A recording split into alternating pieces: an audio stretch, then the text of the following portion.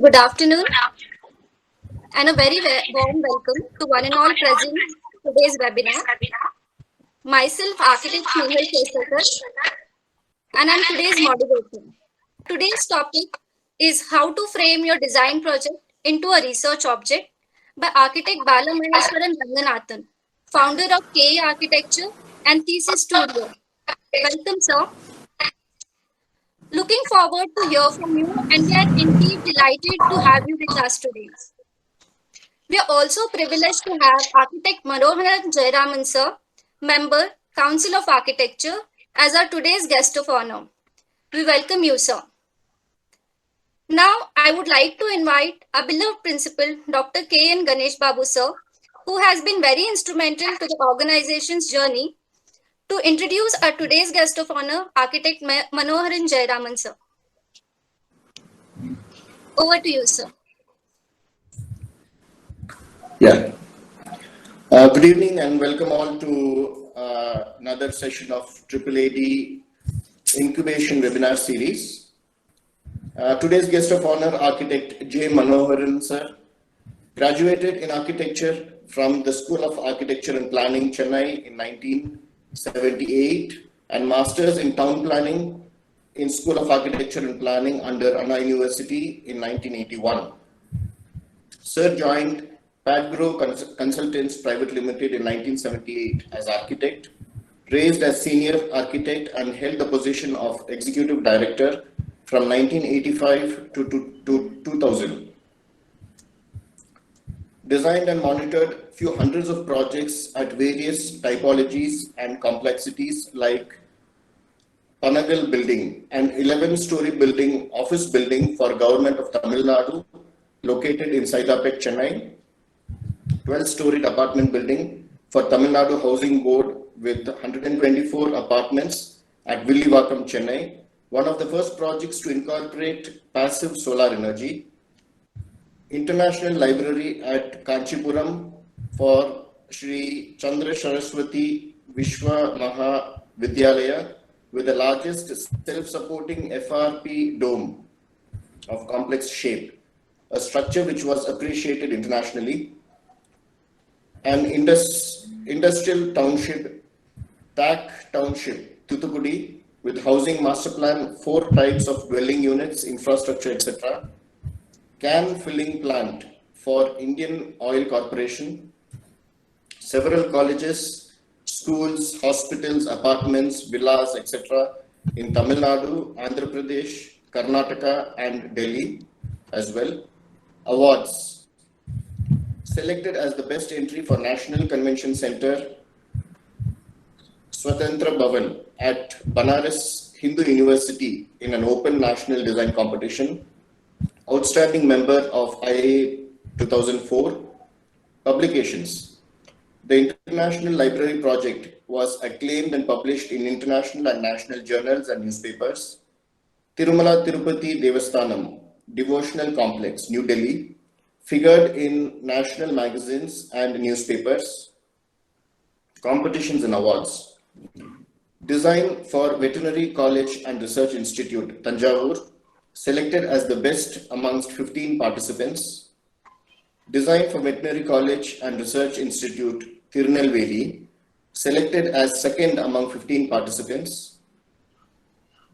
Publications.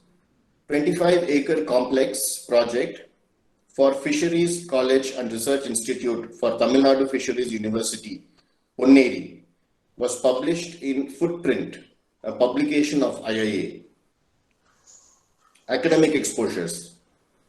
Along with full-time practice, Sir had carved out time to involve in academic activities.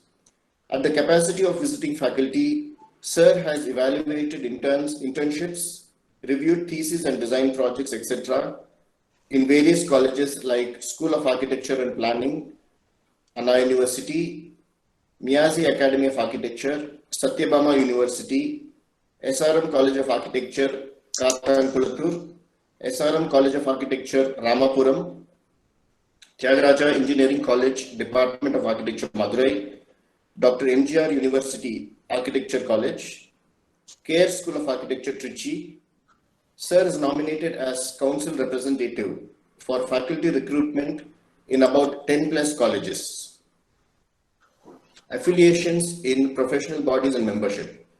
Fellow member in Indian Institute of Architects, IIA, served as chapter secretary, vice chairman, chairman in Tamil Nadu organized Southern Regional Conference, was the convener of National Convention 2015, served as IIA Council member, vice chairman and Constitution Bylaw Committee, secretary International Affairs at national level, currently IIA elected representative in Council of Architecture, also member of Foreign Qualification Committee of COA and few other subcommittees, life member Institute of Indian Interior Designers, IID, served as chairman of Chennai region chapter, life member Indian Concrete Institute, ICI, widely traveled in United States and United Kingdoms, Sri Lanka, etc. After long innings as practicing architect, Sir has opted for full-time academic role. Currently, Sir is Professor Design Chair at Miyazi Academy of Architecture, Chennai, and his profile runs into pages like this. We welcome you, Sir. Our speaker for the day, Architect Bala Maheshwaran, has come out with a fantastic topic, and he will be formally introduced by Snehal. Yes. I welcome one and all and hope you all have an enjoyable evening. Over to you, Snehal. Thank you, sir. Before we start, I would like to make a couple of announcements to the participants. All the participants are requested to mute their audio as well as videos to have uninterrupted session. If you have any questions during the presentation, just write them to chat box and all your questions will be answered at the end of the session. Research is to see everybody else has seen and to think what nobody else has thought. And our today's speaker belongs to the same field of research. Architect Bala Maheshwaran Ranganathan is an architect, urban planner, and a researcher. He runs a successful architectural practice named KA Architecture and founder of Studio Thesis, Chennai. His ideology reflects on the development of integrated design process at the intersection of vernacular design, morphogenetic digital design computation, and computer-aided manufacturing that enables a highly articulated and performative built environment.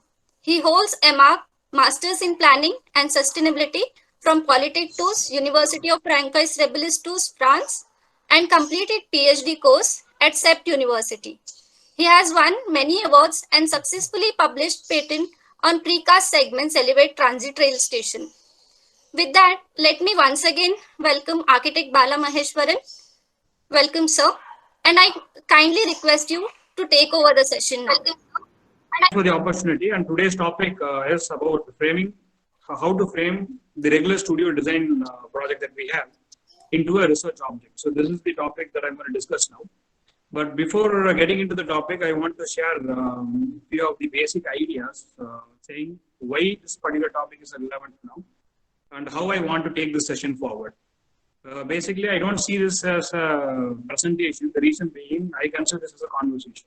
Because currently we are around 250 odd people. So I take this opportunity to share and if possible, I would try to enlighten you with the idea of research. Why do we have to start thinking towards research in the current time and age? And if at all, if we do so, then what are all the various tools and equipments that we have? So this is what I want to share with you guys. So at the end of the session, I'm expecting questions from the students. If you have any questions, you can ask right away. If not, I will leave my mail ID with you. You can also mail me. Okay, now coming back to the question that we are discussing today, how to frame the design project into a research object. So let me throw some light on this very question itself. Why do we have to turn a research project into a research object is the first question that one has to ask before explaining how. As a designer, we all know we go through many materials. We try to understand the context, site, client's requirement, We try to translate clients' brief into their dream reality. We tend to do all that. And somehow in the process, we start with the unknown. And at the end of the process, we deliver an object that is concrete, that is sitting in front of you. You can experience it. And there is a value or a price tag that is attached with it. In some cases, you have this emotional value that is being generated out of it, use value that is generated out of it. So as architects, we always take pride in undergoing this process. And somehow, as a student, even I have thought, okay, I have this tremendous research skill. I have researched about all possible arguments that is out there. And from there, I have tried picking few and come up, I have came up with this design. But when I try to present this design to my juror, they are evaluating on the product, what I have delivered concretely. And they are trying to teach me or trying to criticize me on what I have delivered rather than what went inside what went inside this building so that the building is this way. So that is largely skipped by most of the reviewers, if not all. So as a student, even I had the experience of getting my design criticized and not many ideas were given on my process. So as a professional and as a student, we are always forced to produce objects of amusements or objects that actually satisfy our clients' needs. So because of which we always think and think and deliver the full 3D form of a building rather than dissecting what went inside these ideas, what went inside this process, which is helping us to come this or to make this building in the first place. So coming back to the very question itself, we as architects put the time and effort to do research and finally come up with a design. But most of us, we don't know what goes inside. So this particular presentation will help you expose that what are all the various processes that goes inside and how we can use those processes to our advantage and how we can record these processes so that a published or say publishable paper can be achieved out of this. Okay. So let's start our, yes. So we can go to the next slide. Yeah. So as I explained before, the premise of this discussion is going to be giving the sneak peek to the students about what the world of architectural research is, and coming up with few key points that you can take home and start ideating and read further. So that would be the first agenda. The second agenda would be the topic of the day, that is how to frame your design project into a research object and subsequently convert them into a research paper. Next slide, please. So let's start with this question saying that what is a research? Because when we say research, somehow we feel that it is a very complex term and you need a huge mental ability and IQ to do so. In my opinion and in my experience of meeting great researchers, you don't need to have any specific to be a researcher. You just have to be curious. The term research in itself says, if you split the term research in itself says research. That means any ideas that you are going to generate is not going to be original. We have to accept that first. Because moment you start ideating on something, the first thought that comes to you, you can surely assume that 1,000 others have actually thought about it. You are not the first one to start questioning this. So basically, before even getting into the process of research, before even reinventing the wheel, you should start asking these questions.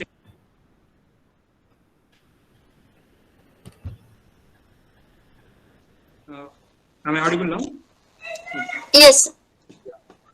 Before even reinventing the wheel, you should ask this question saying that who was the first person who actually thought about the idea of a rotational wheel and what were the different shapes that it actually went through before achieving this final shape. So these are all the questions that we should have to begin with. That means any idea that you put forth, there will be 1,000 odd people who would have already thought about it, said something in the public domain, and you as a researcher, you are supposed to understand it, go through those arguments, understand those particular topics, categorize it, systemize it. So this process is nothing but researching the existing argument. So once you have done so, then you will be able to contextualize your thought process, saying that okay, these many people have said these many arguments. So where do I stand among so many arguments. If whatever you have been trying to say or trying to find is something that's been already done, then what's it? Then the next step that you are supposed to do is the people who have before, who before me have done something, but what is that they haven't done so? What is that they have left so that I can add knowledge to? So this is the process that you will be inevitably involving in. So this is where the first step of research actually begins. We can go to the next slide, sir. So research is one of the ways to find answer to your questions. Any student who is in the process of designing, he could ask, to find an answer to a solution, is research the only way? Many students would say, I have done pretty good amount of reading. I have gone through many case studies and drawn these conclusions, and based on that conclusion, I have designed. Right? That is one way to go. But some people would say, no, intuitively, I feel this is right. How do you know this is right? I know it. I just know it. So you can also have these kind of answers coming up. That means answer to a solution can be found through many ways. But research gives you that rationale to justify how did you achieve that one particular answer. So that's why we say research is one of the ways to find answer to your question, and it is not the only way to do so. So when I'm evoking rationality here, that means I need to have a step-by-step process through which I should be able to track my own progress and disseminate that process to others so that others can verify it. So if I am going to talk about the characteristics of a typical research, I would say undertaking a research study is to find out answer to a question through systematic processes. What is that? The research is being undertaken within a framework of set philosophies. That means I have to define a system of inquiry. System of inquiry in the sense, the term system of inquiry might sound a little complex, but don't get baffled by it. System of inquiry is nothing but you defining your own framework within which you are going to research something. It's like while presenting your design, you are explaining your concept, and you are asking your juror to judge your design within the framework of the conceptual ideas.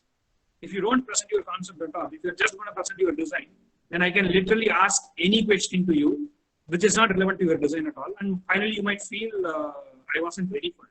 So similarly, in the research, you are supposed to design the so-called framework.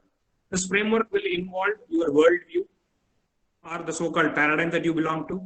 The worldview, it will involve the context within which you are operating, and it will involve the so-called epistemology, that is, how are you producing knowledge within the given field. So these are all the few operative requirements which you are supposed to define under the framework. Then you are supposed to define the methods and techniques. What are the tools and methods that you are using, and how are you going to use it? So these are something that you are supposed to declare it at the beginning of your research itself. Then your research has to be unbiased and objective.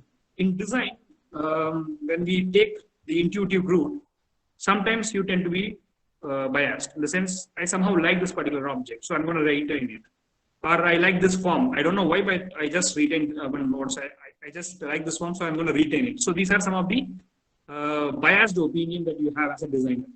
But to be a researcher, you have to be unbiased. You have to be objective. You have to be logical and rational. These are some of the traits that a good research should have in itself. While reading through, you should find all of this. Next slide, please, sir. So next slide is about the research process. So any good work should be documented, or it should be able to disseminate it in step-by-step sequence. So in research, we call these set of sequences process. So what are all the various steps that I took so that finally I achieved this?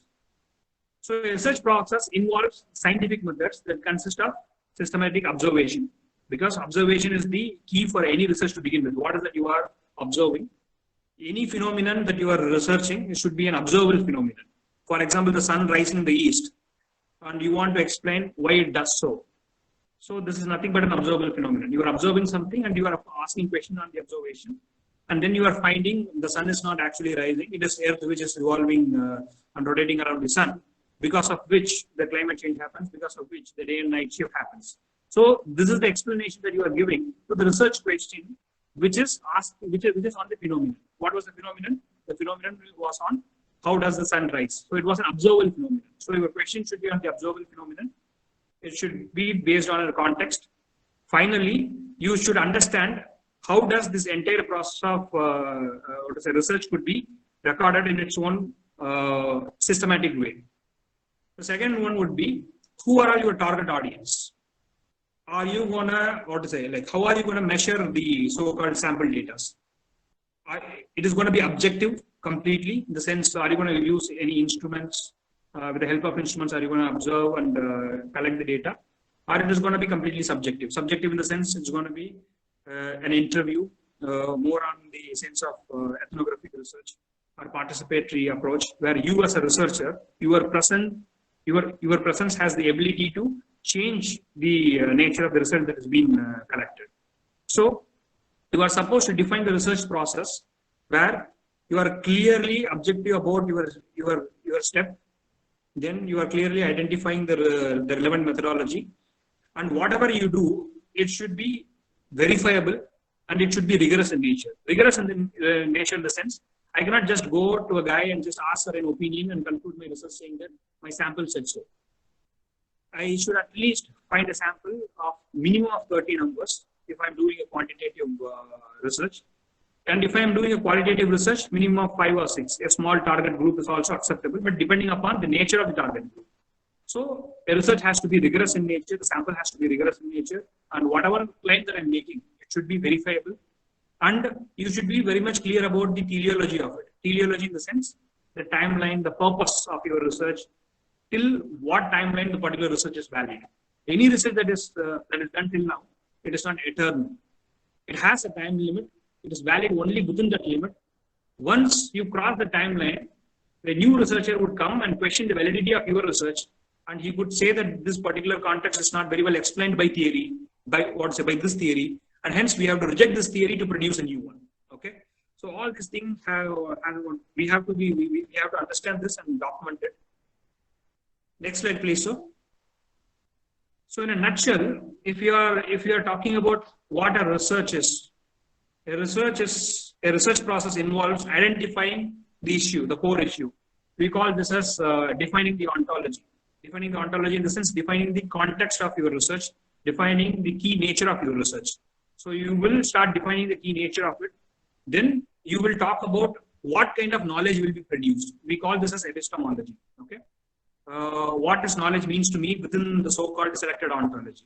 So based on these two, you would have framed or you would have identified a knowledge gap. So this knowledge gap defines the precise question that you are going to ask. That is what your inquiry is. Once you have framed a precise inquiry, then the next inevitable step that you have is, okay, I have this question. How I'm going to solve this question? What are the sequential steps that I'm going to take? So you will be defining that through your methodology. Methodology is different from methods. Methodology is study of all possible available methods to me. Method is among the all possible available methods, what is that one toolkit that I'm selecting so that this precise question that I'm asking can be answered. So when you do so, you have clearly defined your methodology and the methods.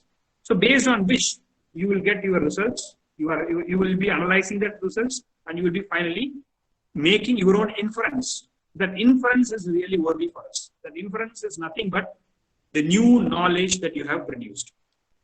So based on this new knowledge, you can help solving the problems of the future, or you can help explaining the problems of the present and the past. Okay. So this is what a typical research process looks like. Now let's go to the design process. Till now we have spoken about the research. Now we will talk about design. Next slide, please, sir. So what is the definition of a design? The operative definition would be design is something that I tend to do as an architect or as a designer based upon the pre-given set of brief, and I'm trying to achieve that brief to create a product. So this would be an operative definition. But in depth, if you are going to analyze or understand what a design would be, we could explain it in the following way. A design is a plan or a specification of the construction of an object or a system for the implementation of an activity or a process, or the result of that plan or specification in the form of a prototype, product, or a process. So if we are in the business of architecture, so we mostly work with prototype or the product delivery, that is the building for us. People who are in human-computer interaction and systems thinking, they are mostly interested in process, the design process and stuff. So how design process is very much different from research process. If we are able to decode this, then we can easily understand saying that until which point we are sharing a similar kind of methodology, and where do we differ from the so-called research. This needs to be clearly identified and this needs to be clearly understood before understanding how to convert your design project into a paper. Next slide, please, sir. Next slide, please. Yeah, research versus design. So research versus design is the big debate that most of us we fail to understand. In a simple notion, or in a simple term, if I have to explain what a research is the process by which we understand problems. So if you want to understand something, if you want to go into the core of something, instead of grossifying it, research is the way to do. But on the other hand, if you ask what a design is the process for through which you try to solve problems. So it is the antithesis to research. So as an architectural student, you begin with the program brief. You try to understand the program brief, then you will try to translate the program brief into something more meaningful. Once you have achieved that, then you will look out for the case studies. So this is where we say, okay, I'm actually doing my research. Then you will go a step further. You will talk about site analysis and other associated parameters. This is also most of us we think we are actually trying to do research. But we have to understand that we are not actually doing research here. We are trying to analyze here. When we do case study or when we do site analysis, we are not essentially doing research, but most of us we misconstrue and we think that we are actually doing research, but that's not the case. In my future slides, I will explain the commonalities and the differences between the research and design. So we think that we are doing research, but in reality, we are just doing the analysis based upon the preconceived notion. So this is the notion that I want to break today through this discussion. Okay. So research is about understanding the problem. Design is about giving solution to the problem, solving the problem. So this is where these two terminologies are standing in opposition with each other. Next slide, please. So let's talk about few similarities that the research design is. Okay. So design is a systematic process where you try to achieve something towards a product building. But on the other hand, research is a scientific method where a prefixed way of approaching an object is defined. A designer can be objective, inductive, and deductive. These are all the different forms of logic. Objective in the sense you are finding a random pattern and you know the pattern works for you somehow. So it involves an objective logic. In inductive logic, you are adding parts by parts and you are trying to create the whole. Okay, so this is what inductive logic is. In deductive logic, you are breaking down the whole, going to the parts of it and trying to define and redefine it. So this is the deductive logic. So a designer works or operates in all the three logics. And apart from that, when you go into design thinking, systems of design thinking, then you have hierarchical design thinking, lateral design thinking, sequential design thinking, combinatorial design thinking. So these are all the discussions which we could have on a different day. But let's try to understand what are the broad processes that goes into design. But when it comes to research, here also we have objective, inductive, and deductive reasoning. But here we already work with the existing set of frameworks. When we do a design, we don't operate within a set of given frameworks. We are a free soul. We are in this space called as problem space, and we are trying to navigate towards something called as a solution space. Okay, but in research, you are very much systematic. Your frameworks are well defined. Your boundaries are well constructed, and within these boundaries, you are trying to operate and trying to come up with some kind of an explanation for the given problem. The next thing is the design involves with the idea of a generator. So we have a set of start points which which when iteratively thought about, creates a series of options. So design is an iterative process. Research, if you are not assuming a hypothesis, if you are going by other means of research construction, it generally tends to be a set of formal logic applied to it. But the design is more of an iterative in nature.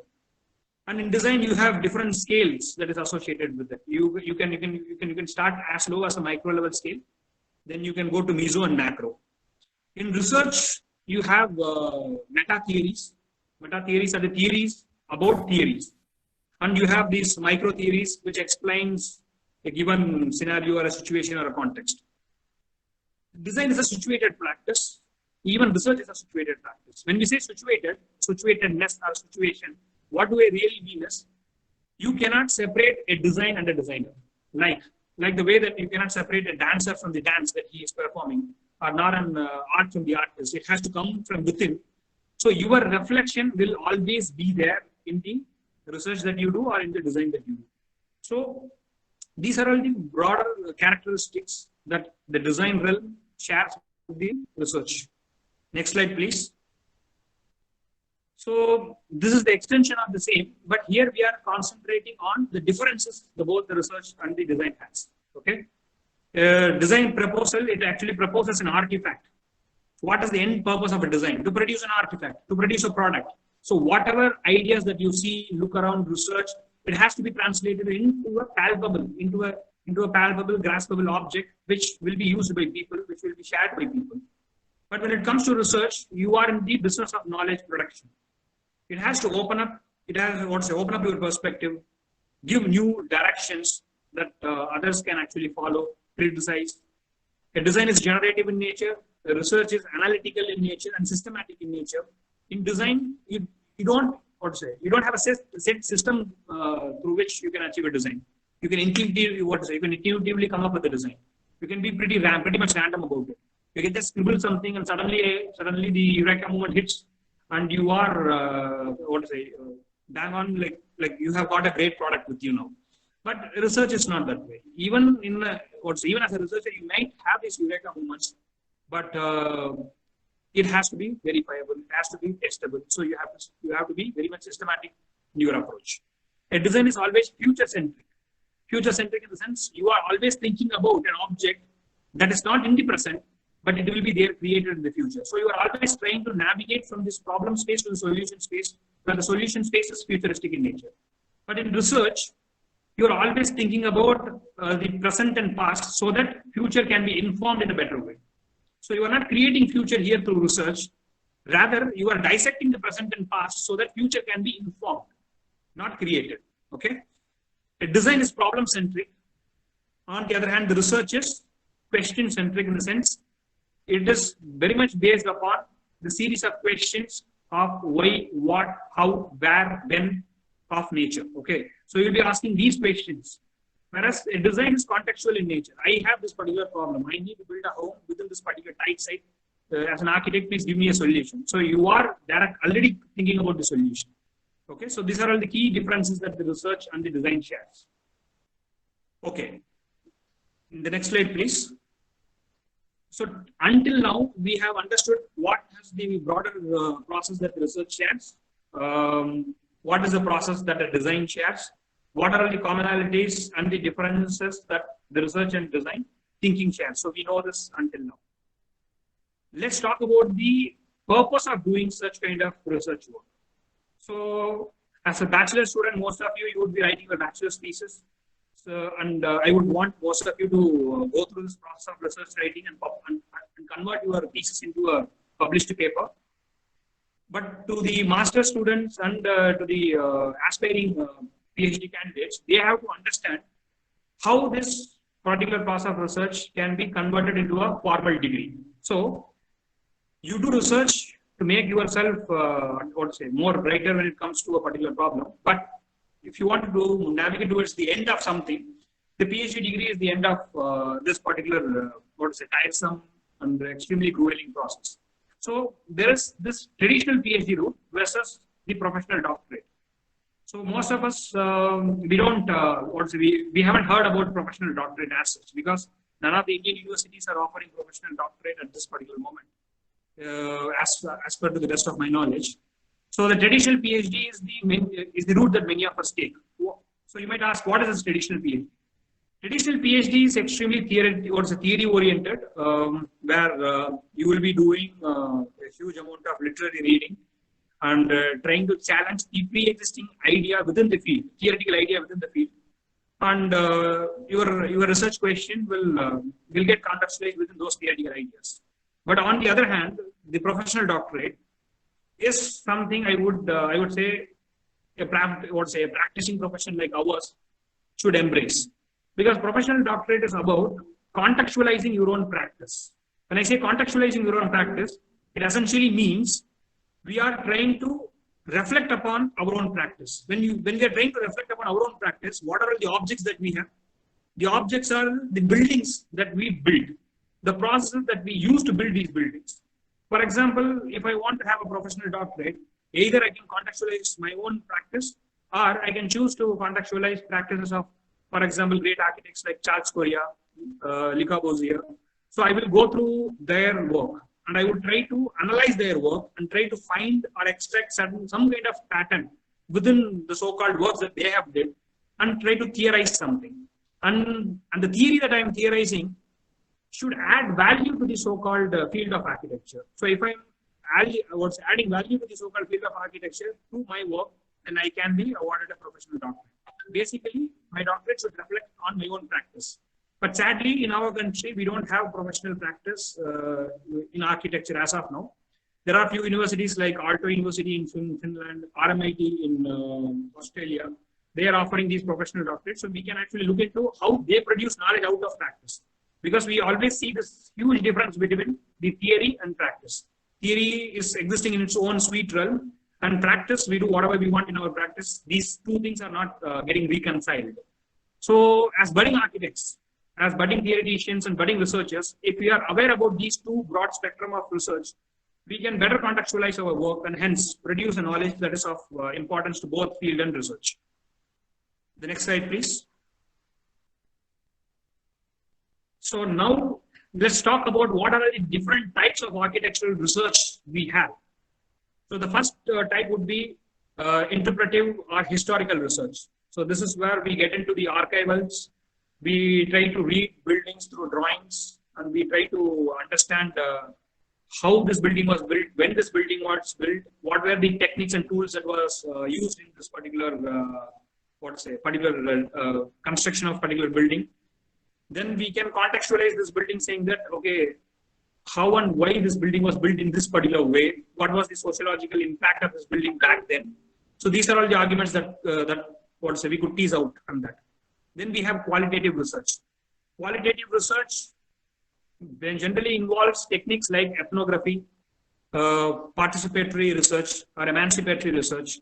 So these are all the type of research where, for example, you go to a tribal village and try to understand their lifestyle, try to understand how they work with the nature, and tease out the principles of sustainability through their lifestyle, and try to accommodate those ideas in our modern day practice. So if you're going to do that, most likely you will be using an ethnographic study, and most likely you will be using the participatory methodology, which is contextualized under the qualitative research.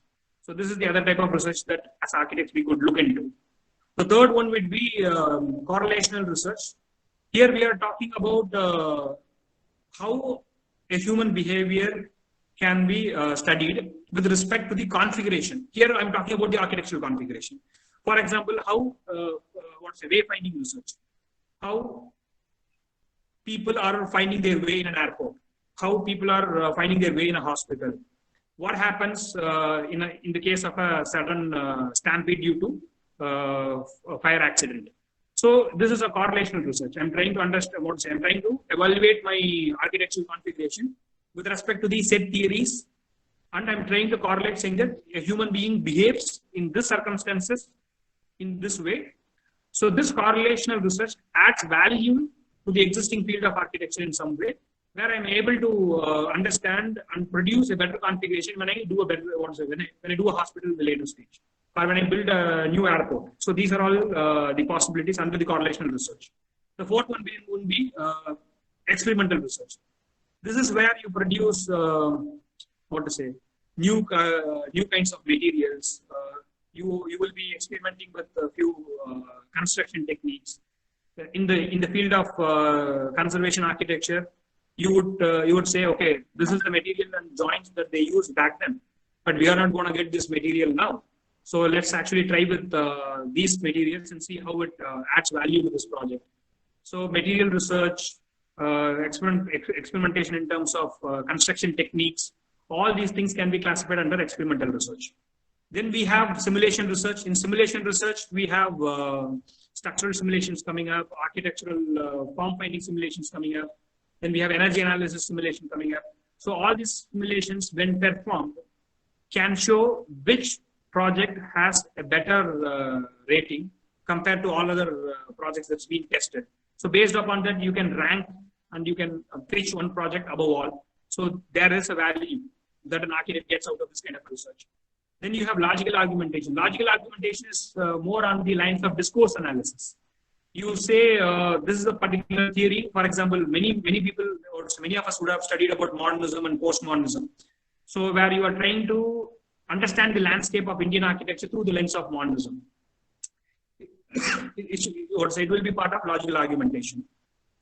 Similarly, what is the role of critical regionalism in shaping up our architectural landscape of Bangalore?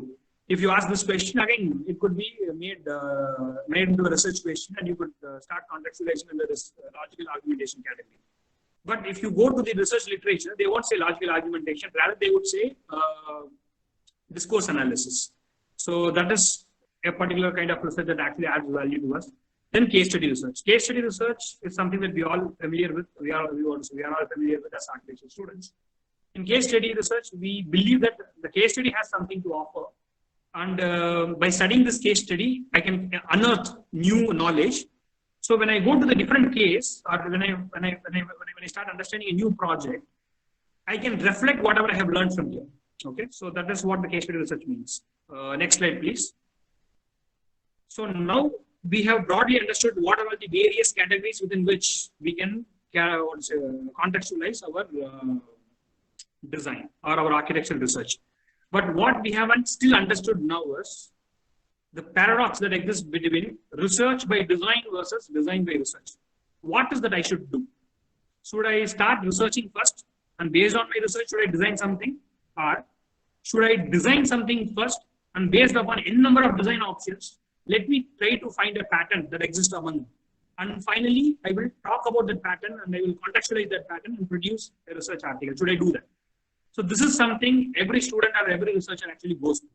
But what we have to understand is research by design and design by research. Both are not the same term. They mean different things. In the case of research by design, the first image that you are seeing on your left, okay? In the case of that, you are producing an object out of your rigorous research. That means the object that you have produced can be measured, quantified, observed, calculated. Okay, so this object possesses those qualities. Why? Because you have already defined the parameters, and based on the parameters you have achieved this. If I have to give an analogy to this, most of us, I think, we are well versed with this particular software called Grasshopper, or at least we would have heard this particular term called parametricism or parametric design. So in parametricism or parametric design, what we do, we define the parameters, and based on those parameters, we are trying to create an architectural output. So in a way, this particular parametric architecture could be given as a loose example for research by design. Now let's go towards this other particular thing called as design by research. In design by research, you could say, I'm not a person who is very logical. Logical in the sense, don't get me wrong. In the sense, I don't think in a very linear way. I'm a person who is intuitive in nature. I'm somebody who explores idea, who sketches like a free soul. If you ask me to think in a very tight space, I may not be able to do it. But rather, if you ask me to sketch something and produce, I can do just like that. Or you could say I'm like good with hands. So if you are a person like that, then probably the design by research, or other term used for this is artistic research. Design by research is the best process that you could adapt, where you will quickly produce 1,000 sketches. 1,000 is too much. At least you will quickly produce 20 to 30 sketches. and you say, see, these are all the many possibilities that I could go with. Then you can contextualize these research, then you can draw pattern out of this research. This is what design by research means. And another analogy to design by research is artistic research. So in design by research, it's not quantifiable. Why it is not quantifiable? Because you didn't achieve this product based upon a system of inquiry. Rather, you have achieved the product before. After achieving the product, you are trying to contextualize it. You are not doing it in the earlier set way. The earlier set way was define the parameter, achieve the product. Design by research is achieve a design, achieve thousands of design, find the commonalities, identify the pattern, define the pattern, and that explanation should can be converted into a research. So this is the key difference that we as a design students and architects and as a practitioners, we should understand this so that we can produce an object that is worthy of knowledge. Next slide, please. So a practice-led research has these following characteristics. Why I am talking about practice-led research? Because most of the architectural schools are conducting their design curriculum based upon the practice-led research. Most of us here, including me, I have gone through a system where I was taught architecture through practice-led research, because you would have heard most of your faculty is asking you to sketch. They would say, okay, submit your butter sheets with your sketches. Start with conceptual sketch. So what are they asking you to do? They are asking you to get hands-on. So what does this really mean? This means that we are taught in practice-led artistic-based research idea. Since you are taught in this way, you are not able to think research in the formal method, which is the scientific one, which I have explained before. Because in scientific one, you are supposed to prefix the parameter. You are supposed to define your framework. Then start with your question. Since most of us are not equipped with that system of that system of design thinking, we think ourselves saying that we are not qualified or equipped enough to handle research. It is absolutely not. We are doing research from the point of view of practice-led artistic-based research. So if we understand this, then each one of our papers can be converted into a good journal. So let me read through the set of bullet points which defines what a practice-led research is.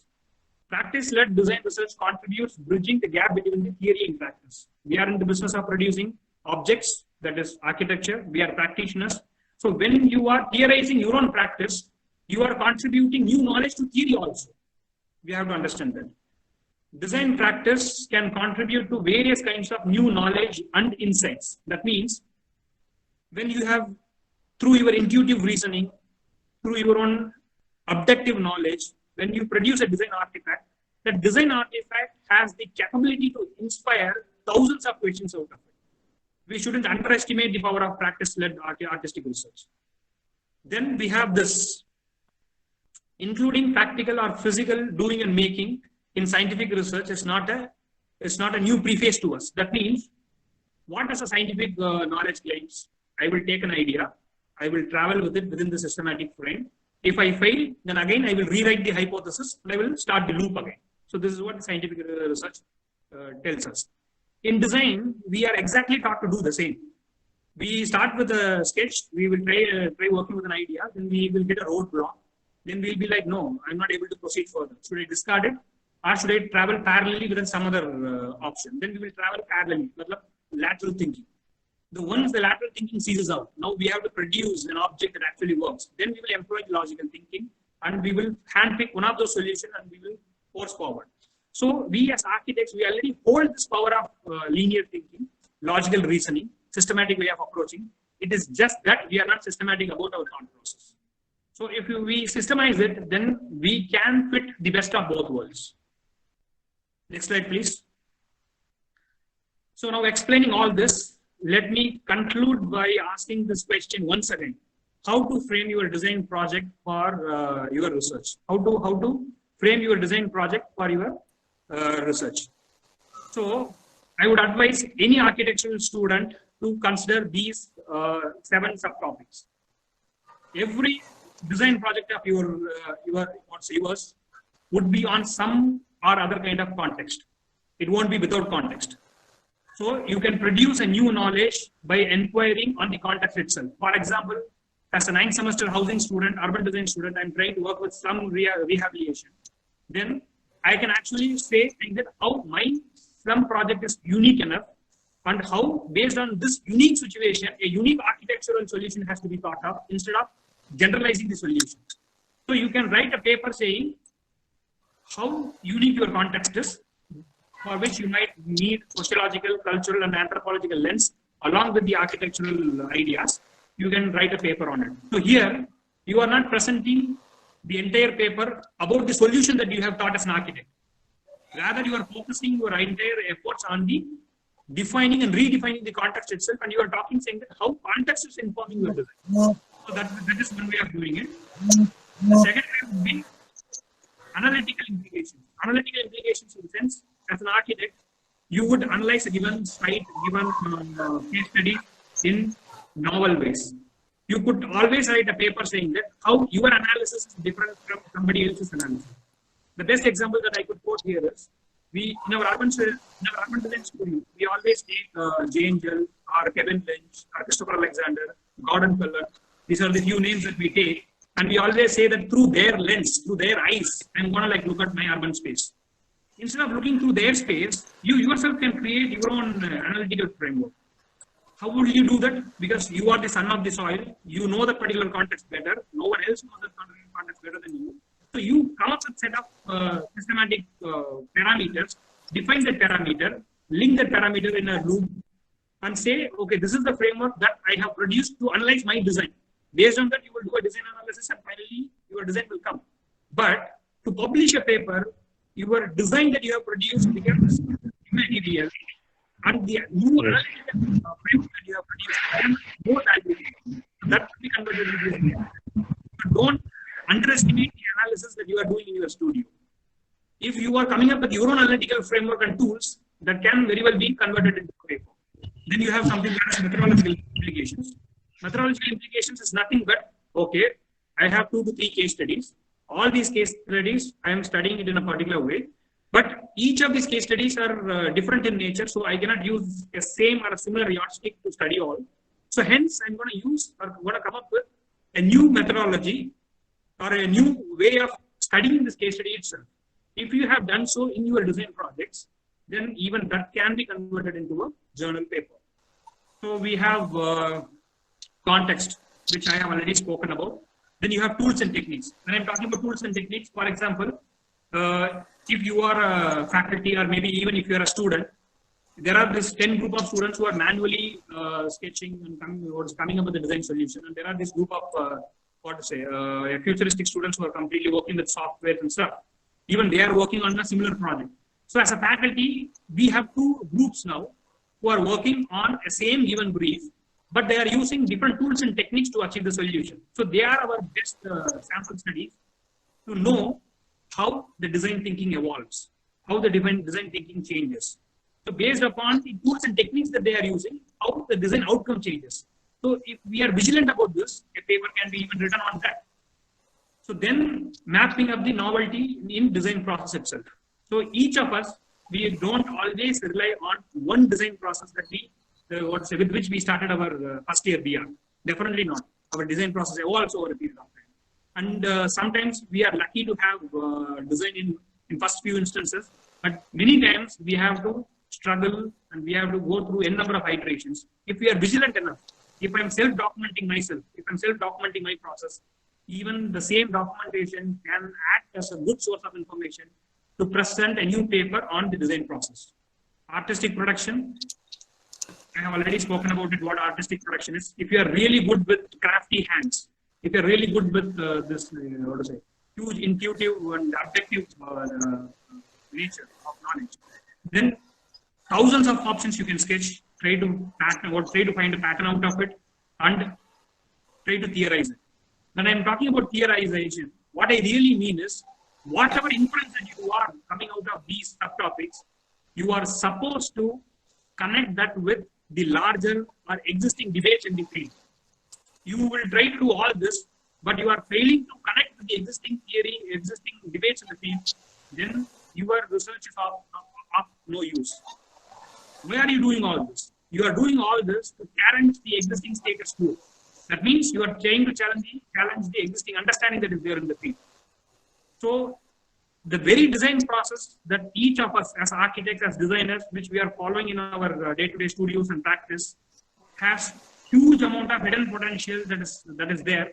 If we tap it and if we systemize it, we can convert these into n number of journals. So with this, I end my presentation. We can go to the next slide. With this, I end my presentation. So if you have any questions, you can ask. Sorry for using certain heavy terms. I have if you have any doubts in terms of understanding my terms, please let me know. I will tone it down and I will explain what it is. Thank you for being a patient audience. If you have any questions, you can ask. Thank you. Yeah, thank you, sir. We already have two questions with us. So start with kindly differentiate between methodology and method. Yes. So methods are nothing but the procedure that you will be following to achieve a task. Methodology is study of these procedure. For example, in quantitative research, I will use something called as interview. In this interview, I will be asking I will be asking a question and I will be giving 4 options. I will say, choose one among this or rank this object in the following way. So this is a way of asking an interview. But the same interview in qualitative research will be an open-ended. I will just ask a question and I will wait for my respondents to respond. And from their response, I will try to derive a pattern. So under the section of methodology, I will study this method called as interview, and I will say, is it going to be a quantitative way of doing it, or will I be following a qualitative way of doing the interview? So the justification of the same interview being quantitative or qualitative has to be argued under the methodological section. Under the method section, you will simply declare saying that what is that exact step-by-step procedure are you going to do, so that your research can be so that your research question can be answered. Okay. And the next question is, what and how do we draw an inference? See, inference, actually it is based upon the kind of, the logical systems that you are going to use it. We have already spoken about the logical systems, objective, inductive, reductive. So you can fall under any of these systems of thinking. So based upon these systems of thinking, you are supposed to piece together the so-called results. Based on the method, you will extract the data. Based upon the data, you will analyze. So the particular analytical framework that you are going to use will give you the result. So once you have got the result, you, based upon your logical reasoning, will decide how do I treat this result. For example, if I say we have the 50% chance of winning, someone can be very much optimistic about it, saying that with the inductive logic, he would say, okay, I have 50% of winning. So I have to do these things and I will definitely win. And someone else can say with the reductive ideology, he would say, pessimistically, he would say that means we also have the 50% chance of losing. So the result, 50% chance of winning, can be seen in either way, depending upon the kind of systems of thinking that you are employing. So that will define it. Maybe the example that I gave was a lame example. I could have given a better example, but the systems and the logics of thinking will determine the final output of the inference. Yeah. Okay. And the next in the queue is, what is survey design in research methodology? What is the design in research methodology? Survey design. Survey design in research methodology. Okay. Survey design is nothing but, see, once you have defined a question, the question has to be answered in a certain way.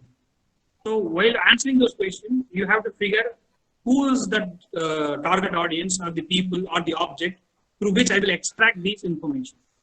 So while extracting this information, you can be very objective about it. Objective about it in the sense, for example, if I'm doing a research on thermal mapping, I will use certain simulation tools, or I will use some certain kind of devices to measure the heat map and stuff. So here, I don't need a survey as a technique to be used. But if I'm doing a sociological research, if I'm trying to understand human experience of a space, where I am also involving psychology into my research, where I have to talk to many people. Through these people's response only, I can extract the information. This is where the importance of survey comes in. So the survey design or survey as a tool is not the given in research. Depending upon the research question that you are asking, you can choose survey or sample surveying as a technique. And depending upon your larger ontology or what is your world view, the same survey can be quantitative, the same survey can also be qualitative. Okay. So one more question. Can you give an example of hypothesis research and the process involved in it? See, hypothesis, to explain it in a very simple way, you are theorizing something in a hypothetical way. Okay. For example, a person who is, okay, let's consider this scenario. There is this person who is standing outside a supermarket, and there is this guy who is running out of the supermarket and reaching somewhere. By looking the very observation, because I told any research should start with an observable phenomena. Okay, so me being the subject who is looking at the person running out, I can immediately theorize saying that, okay, this is the thief who has stolen something from the market and he is running. So this is nothing but a theory, because theory is nothing but the explanation of facts. So I'm explaining a fact, so this is a theory. But is this theory a strong theory or a weak theory? Since I am not supporting this with irrefutable evidence, it cannot be considered as a strong theory. So hence, it is a weak theory. So a weak theory is nothing but a hypothesis to begin with. Okay, I am trying to theorize something without the evidences at the moment. So this theory which I have theorized now, I will check. So what I will do, I can either catch hold of the person and I can ask either why were you running out of the store, or I could go to the shopkeeper and I can ask, okay, what did he do? Or I can check the CCTV footage, or I can ask people who were in the shop, saying that, okay, why was he running? So these are all the various ways through which I can access to the data. So it has to be defined by the methodology. Okay. So at the end of this research, I have found saying that he wasn't a thief. He was late for his bus, because of which he rushed out of the shop. So what happened? The initial theory that I had was proved null and void. It was rejected. So the initial assumption that I had is nothing but the hypothesis. So this hypothetical theory that I'm coining is what hypothesis is all about. And you will verify that hypothesis by within the system of inquiry that you have framed, by collecting and accessing the data in a particular way and analyzing and presenting in a particular fashion. Okay, and the last one is how to interpret intuition and a logic in a design research. If you are in the realms of artistic research, you will most likely to be guided by your intuition, and the result of that intuition will be the objects that you are producing or the product that you are producing. So you will be iteratively producing products, 10 to 15 products you will be producing, and those inspiring products, now you will be reflecting on your own work. It is like reflecting on Michelangelo's painting and trying to talk about what kind of scenario that Europe went through back then. So it is like reflecting a particular art object and trying to theorize something out of it is what artistic practice would hold by and large. What kind of reading are you doing? Are you doing the cultural reading of it or psychological reading of it? Who is object, who is subject, how it is read, how it is framed particularly. So all these things will go on. And the artistic research is by and large primarily informed by your intuition. But even though it is informed by your intuition, you will be supported by the theory. Theory cannot go off. It will be supported by theory. In the regular case, the theory will take the driver's seat. So the theory will come first. And within the limits of the theory, you will start asking the research question. So this is how these two are differentiated. Okay. Thank you so much, sir. Looks like we have answered most of the questions from the participants. And now I would like to invite our guest of honor, Architect Manoharan Jayaraman, sir, to share his valuable insights. Thank you, ma'am. Thank you. Thanks for the opportunity. Okay. That was a very good presentation. Balamaheshwaran. It's very good. I liked it, and very informative also. But the questions are not over yet. I am going to ask a few questions. Okay. Sure. For instance, I'm currently, after 40 years of practice, I have become a teacher now. Only for past 4 or 5 months, I am a teacher now. Like in a class of 40, for instance, if everyone is following this, whatever you have been telling about, no, will it not? I expect 40 different designs from the same design brief from the 40 different students, but often it doesn't happen that way. At least I get about 10, like maybe 4, maybe similar, if not the same, but similar. And then, okay, that way I get about 8 or 10 different variations for the same brief. So that's what we get in a design studio. But if you are talking about this research as a mode of solution, that will the class not end up with a stereotypical solutions? Yes, sir. That's an interesting question to begin with. What we are advocating here is we are talking about two different ways of design thinking, where you start with the research and then within the framework of within the limitations that you have kept yourself with, you are trying to come up with a design. That is one way of design thinking. That's where most of our case study analysis, site analysis comes in. We analyze something, we narrow down our problem space, we specify our problem space, and then we try to achieve something called a solution. And the solution space is further optimized, narrowed down to the evaluatory mechanism. And we faculties are one among the components, and there are other tools and techniques to narrow down a given solution. This is one way of research by design solution, where you are doubting or where you are like fearing, saying that it might super normalize students' design output.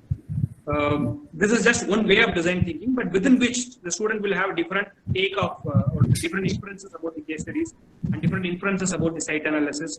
That has the potential to change a design in a very different way within the idea of research by design. Now, if we take the second approach, that is the design by research, which is practice-oriented or artistic research, here the student imbibes the so-called restrictions. He somehow goes to the site, understand the site, and understand the context of the site, and imbibes the site restrictions within himself. He touches the material, he feels the material, he knows the material. So this is the kind of people who don't need such kind of in-depth analysis. Let it be case study analysis or site analysis. They don't need in-depth analysis. Rather, they would be very much quick with their sketches. They would be like, okay, I would want to have this kind of space to be built here. So these kind of people will quickly produce a number of products, but they will also quickly discard those products. So we have these two array of design thinking within which a student can contextualize. So by no means I'm advocating one kind of design thinking over the other. I'm just exploring and I'm just exposing, saying that we have something called as research by design, which is very systematic in nature, and we have something called as design by research, which is more explorative and product oriented in nature. So if we understand the nitty-gritties of both, then students can self-document, self-evaluate the entire process. If they do that, then they can produce a journal out of it. This was the argument that I wanted to present. At what stage, for instance, which semester do you think this can be tried out? Like earlier semesters or later? Starting from the first to third, I would say research by design would be better because they're trying to learn the basics of architecture. So they need certain kind of framework that will guide them. So the case study way of learning, the literature study way of learning, and trying to fix the boundary, that means defining the problem space and then going to a solution space, will really help them. But once they have finished their third year, they are ready for their practice, they kind of know the basics or nitty-gritties of design thinking. So then they can shift their gear to craft oriented or practice oriented or artifact oriented design by research kind of methodology. Okay. Now you're talking about the intuition and you nicely said Eureka moment and things like that. Like intuition and Eureka moments are not new to architects and designers. If not the whole solution, at least part of it, in particular issue, like I would not have got a solution that early in the morning, suddenly I'll get this particular, why not try it this way? And I try out and then I find it okay. Maybe later, like you suggested, I'll theorize it or I try to justify. That is a different thing. But by and large, it has come from an intuition only, not by research or anything. I have to frankly say that it has happened to me, or it's happening to many architects and designers, like the Eureka movement part of it. Like that way, can we at all discard intuition itself in your process? How do you suggest? To respond to this question, in both the research by design process and design by research process, we cannot discard the human situatedness. Human situatedness, the reflection of ourselves within a given context, can never be discarded. The design object that we are producing will always be the reflective of the self, that is the me who is designing it. So the intuitive way of design thinking is always going to be there with the researcher. But while converting my design object into a knowledge, into something that even the wider audience can read and learn from, I just cannot leave my design by saying that, okay, it is the product of only the intuitive prowess. I have to contextualize saying that intuitively I have come up with the design, true, but for this intuition to happen, I was informed by all these parameters, which the designer has to document and systematically present. When he does so, or when he or she does so, that's when it can be converted into a publishable paper. So my point of argument was how to translate the design that you are doing into a research object which you can publish, which you can produce knowledge on. So intuitiveness, this intuitive way of understanding and figuring out something has no substitute to it, no substitute to it, and it is always going to be there, and it will going to inform us in our hindsight. But to be there on the publishing field, to produce new knowledge, we should also reflect upon the intuitiveness. What were the parameters that informed is something that we should be aware of. So that is the argument that I was trying to make. My next question is, in that case, whatever you are talking about, is it only for final PhD, final publication only, or can it be put into practice, in practice? Exactly, sir. Exactly the point. See, for example, if I am into artistic practice, for example, let's take the case of Mr. Laurie Baker. His work can be contextualized under artistic-based production or more of a design-based research idea, where I am producing these artistic objects and I'm producing a number of it. So when a person who looks at his work is trying to come up with these new patterns and new techniques that he is bringing up. The new techniques, if you ask Laurie Baker, he will have a different kind of explanation to give, because he's a practitioner. From his idea, he would say, I'm responding to this, I'm responding to culture, I'm responding to materiality, I'm responding to climate. So these are all the various things that he would ask.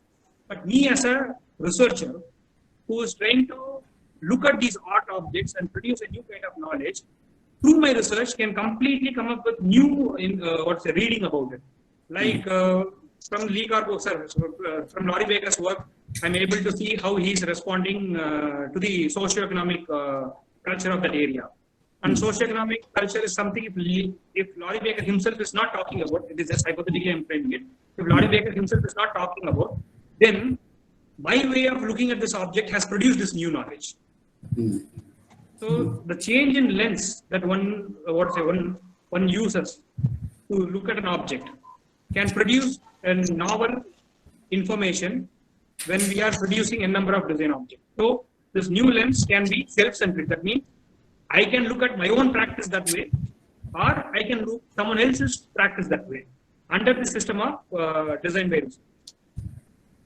Okay, I think I've asked enough questions. And about this methods and methodology you were explaining, like, can we say methodology is a sequence of methods? Methodology is the study of methods. Whenever we link ecology, it means sociology, study of social beings and social circumstances. So similar biology, study of bioorganisms. So similarly, methodology means study of methods. So I might have 10 methods through which I can collect and access data. But I have to justify in my research saying that why did I chose that one particular method based on which I produce this research. So that justification should be, that should be done under the methodological section, where I will broadly talk about all possible methods. Then I will specifically say why I'm choosing this method over the other method. So methodological section offers this particular combination to be executed. No, it's true, but it's not, when you say method, it is not just one aspect.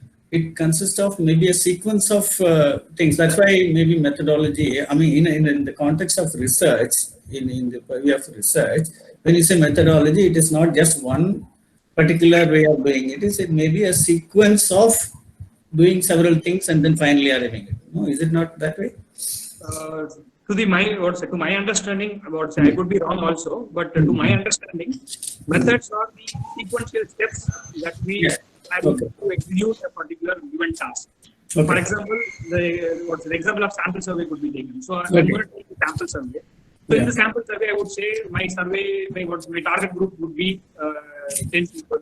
To these people, I would start my interview question this way. These are all the operating procedures during the interview. From the interview, I will record it or video record it, or it will be a face-to-face interview. These are all the things that I will define in my method.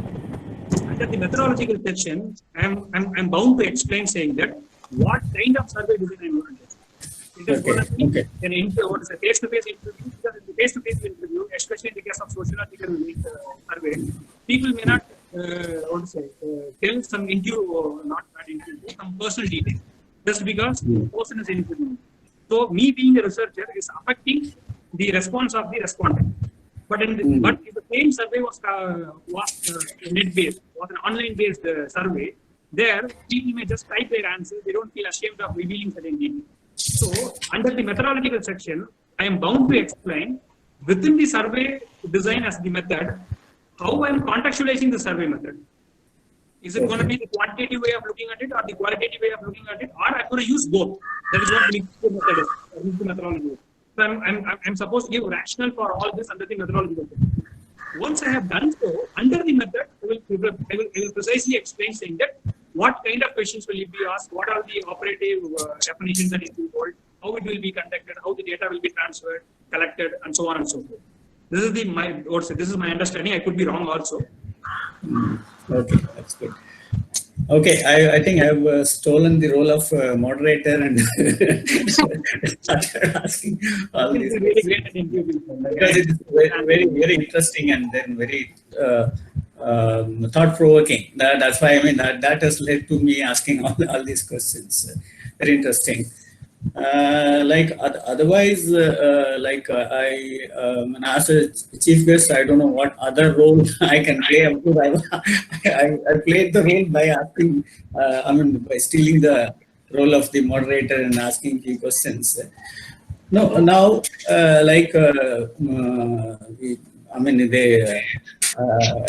director has given an elaborate introduction of me and all that. Though it has got nothing to do with the research or nothing to do with today's topic. He was mentioning me as a council member. I've been elected by South India, or architects of South India, to represent represent as in Council of Architecture. That's what I'm currently there. Though technically the term got over in 2018 itself, because IA has not conducted the elections. For my replacement, I'm continuing also. Okay, now since the Council of Architecture happens to be I happen to be a council member, just wanted to tell very few things only. Don't get worried. I will not drag it too much. Few things about what the students as well as the faculties should keep in mind. See, one thing is the architecture, or the profession called architectural profession, is governed by Architects Act 1972, I think there is a subject called Professional Practice and Ethics, in which either fourth year or third year students would have already gone through. In that, they would have learned about that. And earlier, teachers thought like they did not register with Council of Architecture and things like that. One fine morning, they woke up because the council insisted that only from the date of registration, this experience will be considered and things. Then only they started registering. Some ended up paying a huge fine and all that kind of a thing. See, one has to understand only after registration, legally one can call yourself an architect. So I think don't miss out on that. You please register with after registration only you are called architect. Otherwise you cannot even call. You would have finished a BArch, MArch, or even PhD for that matter, like my student has done. But if you are not registered with council, you are not an architect. You cannot call yourself. You are not entitled for your title. So you better register with Council of Architecture. Then practice or teach or whatever that's or do further research. That's a different thing. Okay, that is one point I just wanted to raise about the act. And one, many are thinking in terms of the fact that the act is meant for people of India. Like being an act of passed by the Parliament of India, it is meant for all the people of India. The idea is that people of India, the nation called India, should get the best of buildings and built environment. That is the idea. Like how they can get that through the right professionals. Right professionals meaning architects. Through architects only, the country and the people of the country can get the best buildings and best built environment, not by anyone else. Though there are others who are claiming we can also build, we can also design and so on. Let them claim, let them design also. But the very idea of the act is that the people of India, the nation called India, should get the best buildings and best built environment through the right professionals. Right professionals in this case being architects. When I say architects who have registered with Council of Architecture, when I say registered with Council of Architecture register only if you have the right qualification or recognized qualification. So that is the whole thing about. I mean, there are a lot of fights, arguments, and things like that going on. That's a different thing. Let's not bother about all those things. Like if we do our job properly, no one else can steal away our profession. It is our own profession. We have to do justice to our profession. Let us do that. I think with that, I think I'll limit myself as Ganesh Babu called it address by the chief guest. Finish the address. And is there anything else, Doctor, you want me to tell? Thank you, sir. Thank you for sharing your opinion. And I'm sure most of your questions must have, cleared many of their doubts. Yeah. Okay. And may I now request our principal, Dr. K. Ganesh Babu, sir, to speak a few words? Okay. Yeah, thank you. Bala Maheshwar.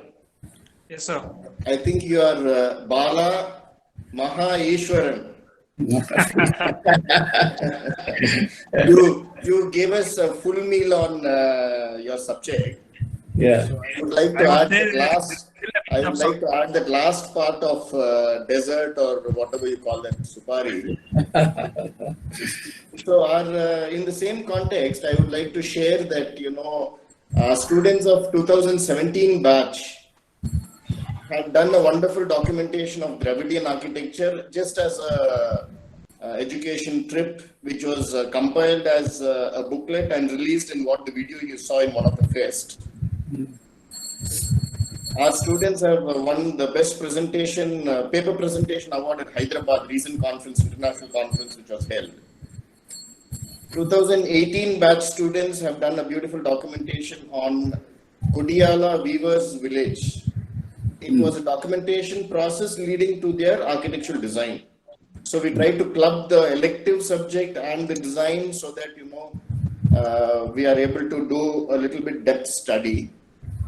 In the recent NASA 2019, our students Ahmed and Nuha had won a recognition for journalism on the topic of journalism. Good. So I think relating to all this, your presentation was really, wonderful and gave a lot of insight for all our students, visitors, guests, and all this. And combined with the, discussion with our guest of honor. Thank you, sir, for joining us and giving us a wonderful extended knowledge with your questions and the Council of Architecture important points. Yeah. Thank you. And I would like to share to all our delegates and visitors that all these recordings will be shared by us, and please be, please share with your friends that the recording can be viewed over the YouTube, because today we had, some limitation on the number of seats.